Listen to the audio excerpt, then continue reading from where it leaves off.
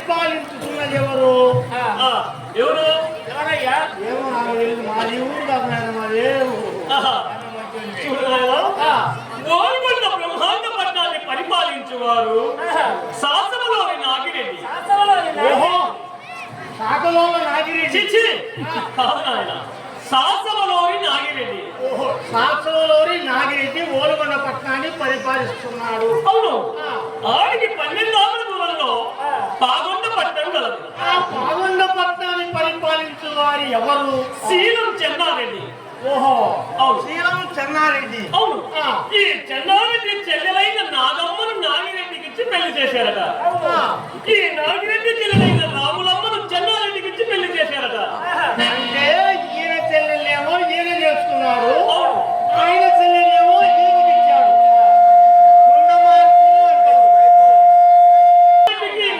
చెన్నారెడ్డికి రాములమ్మకు కూడా 7 మంది కుమారులు అవతరించారు. అక్కడే 7 మంది అవతరించారట. మంచి ఛాన్సే. తదుపరి ఈ 2 కుటుంబాలు కలిసి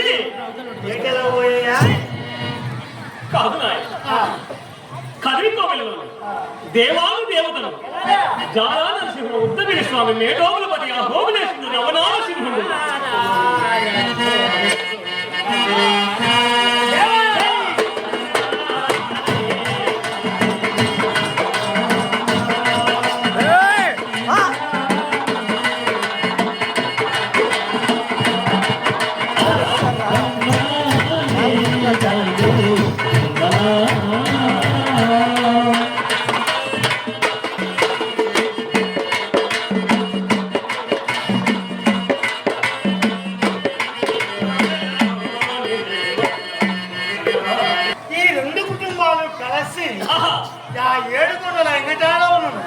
ధ్యానిస్తూ ఆరాధిస్తూ ఉన్నారు ఆయన.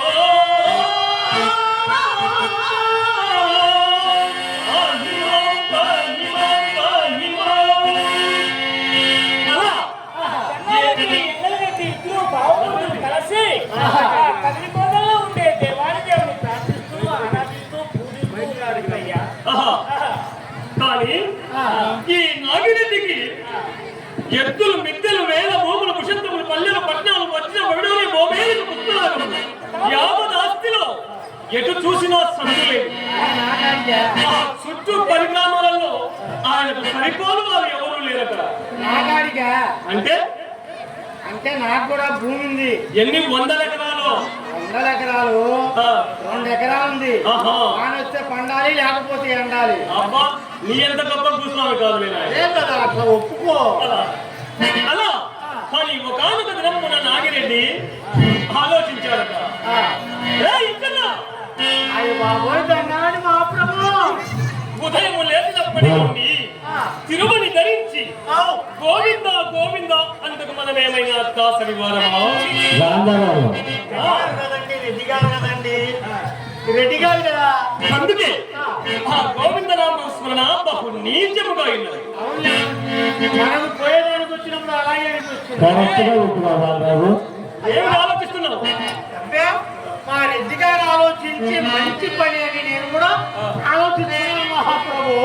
గోవింద నామస్మరణ వదిలి వేసి తిరుమని కొలిచి వేసి చక్కటి విభూతి ధరించి ఆది దేవుడు, నైనాథి నివాసుడు, మహేశ్వరుడు, భోలా శంకరుడు, నా పరమేశ్వరుణ్ణి కొలవలైనని నా మనసు వచ్చిందేరా. నేను కాదులే. ఎంకన్నా ఆ, ఏనాడైనా పాదుల పట్టు పరిపాలిస్తున్న మా బావ చెన్నారెడ్డి గారు అవును మా బావగారు ఏనాడు నా మాట కాదడు అంటే ఈనాడు కూడా మా బావగారిని ఒక్కసారి విచారించి మీ బావగారిని కూడా ఒకసారి అడుగుతుంటే పోలే.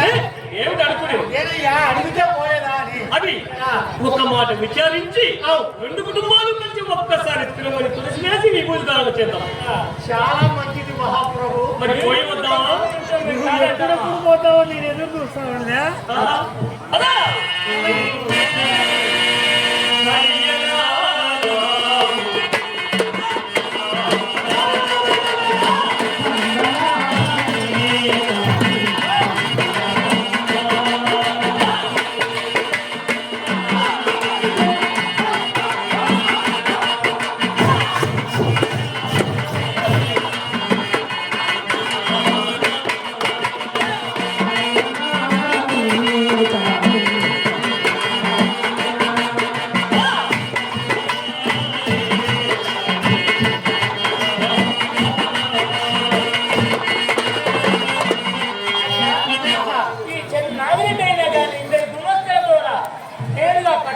పాగులు పట్టడానికి చేరుకొని అయ్యా మా బావగారికి మేము వచ్చామని చెప్పి అట్లే మహాప్రభు శ్రీ శ్రీ శ్రీ శ్రీ శ్రీ శ్రీ రావణ పట్టాన్ని పరిపాలించే చెన్నారెడ్డి గారికి నమో నమః మహాప్రభు నమో నమః.